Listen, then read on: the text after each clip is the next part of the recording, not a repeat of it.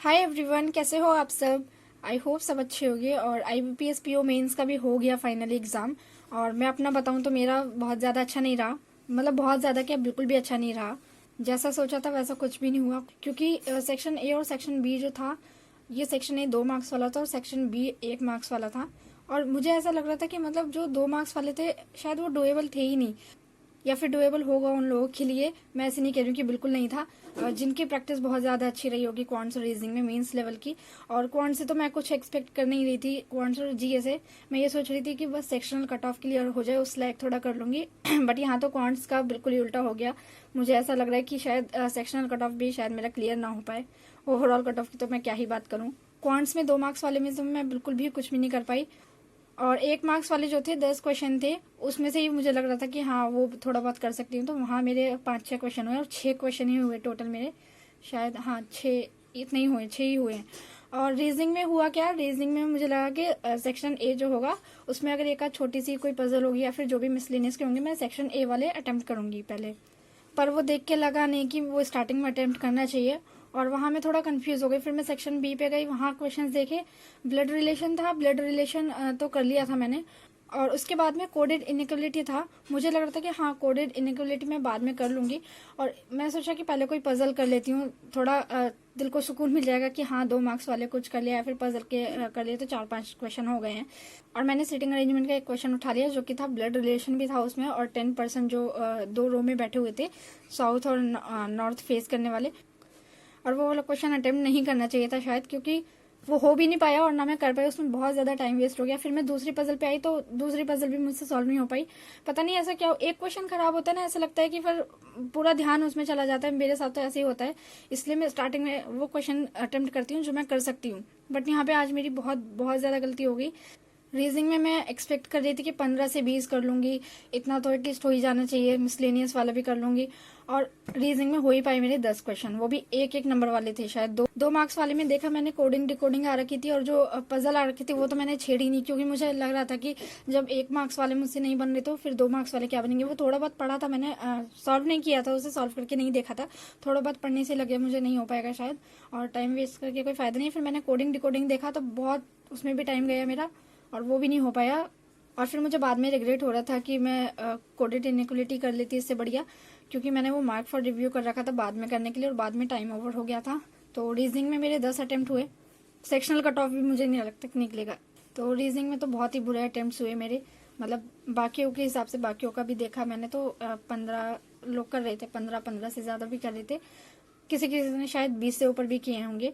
और एग्जाम में होता है ना कि एक सेक्शन खराब हो जाए तो फिर दूसरे पे फर्क पड़ता है। पर मुझे ऐसा लग रहा था कि मैं नहीं होने दूंगी ऐसा, दूसरे पे फर्क नहीं पड़ना चाहिए। तो रीजनिंग मेरा ऐसा हो गया, 10 अटेम्प्ट हुए रीजनिंग में, 6 और क्वांट्स में हुए। और उसके बाद में इंग्लिश, इंग्लिश मेरा सही था। इंग्लिश क्योंकि मुझे लगा मॉडरेट लेवल की थी, इंग्लिश बहुत ज्यादा टफ नहीं थी। लास्ट ईयर जब मैंने दिया था उस टाइम तो मेरी प्रिपरेशन थी नहीं बिल्कुल भी, बस ऐसे ही उठ के चली गई थी देने। तो इसलिए मुझे थोड़ा उस टाइम पे टफ लग रहा था। तो मैं यही सोच रही थी कि शायद बहुत ज्यादा टफ होगा। और मॉक्स में भी हमेशा यही होता है ना कि ये थोड़ा मॉडरेट टू डिफिकल्ट लेवल का ही होता है। तो इसलिए इंग्लिश मुझे सही लगी। और इंग्लिश में मेरे अटेम्प्ट से 1-1 मार्क्स वाले मैंने 25 क्वेश्चन किए, और 2-2 मार्क्स वाले 3 या 4, अब मुझे याद नहीं है, 3 या 4, 3 किए होंगे शायद। जो भी हो इतने ही किए मैंने, टोटल 28, या हाँ टोटल 28 रहे होंगे अटेम्प्ट मेरे।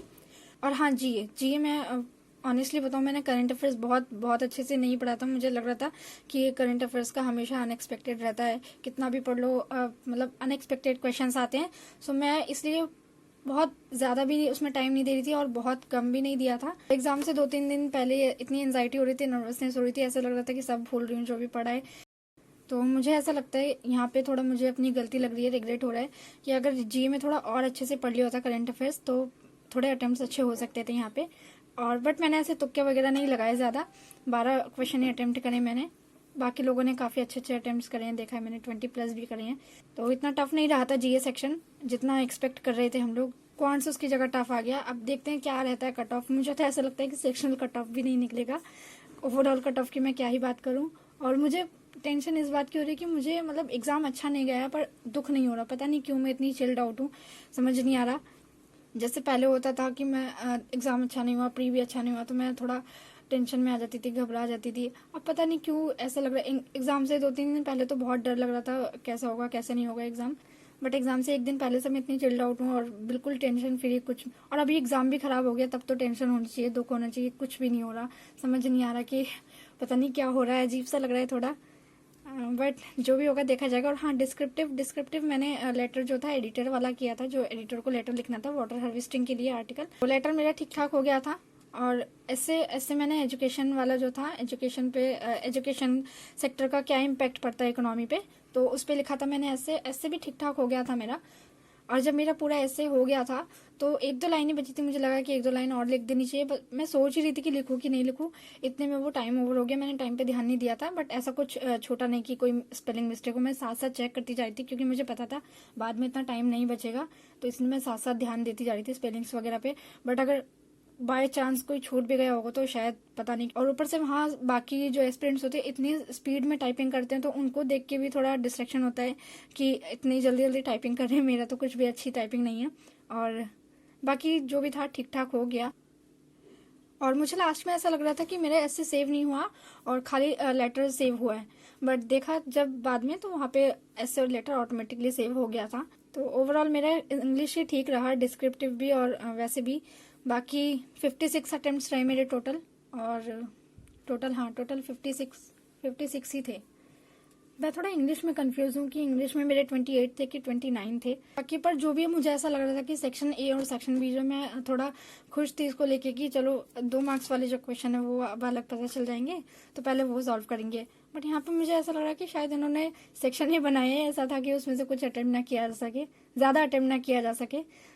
वैसे भी जिनकी ज़्यादा अच्छे से प्रिपरेशन रही होगी क्वांट्स में, रीजनिंग में मैंने भी बहुत अच्छे से तैयारी की थी। और पता नहीं क्यों मुझे मॉक्स में भी ऐसा लग रहा था कि मैं किसी पजल में अगर अटक गई तब मेरा बेड़ा गर्द हो जाना है। और यही हुआ, क्योंकि एक क्वेश्चन खराब होता है ना, दूसरे क्वेश्चन पे भी ध्यान नहीं लग पाता है पूरी तरह से। मेरे साथ तो ऐसे ही होता है।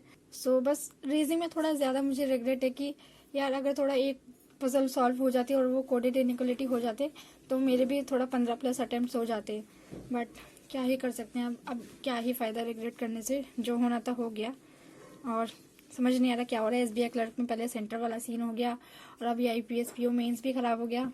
और फिर भी मैं इतनी चिल्ड आउट हूँ। मुझे इस बात से दिक्कत हो रही है ज़्यादा कि दुख नहीं हो रहा है। दुख इस बात का है कि दुख नहीं हो रहा है, टेंशन हो रही है। अच्छा सा भी नहीं लग रहा है और बहुत बुरा सा भी नहीं लग रहा है। अब जैसा भी होगा रिजल्ट जो भी रहेगा वो मैं शेयर करूँगी आप लोगों के साथ। बाकी अगर आप में से किसी ने PO मेंस दिया है तो बताना आप लोगों का कैसा गया। और बाकी अब आगे SBI PO प्री है, तो सबसे पहले उस पर फोकस करते हैं, अच्छे से प्रिपरेशन करते हैं। मिलते हैं नेक्स्ट वीडियो में। बाय।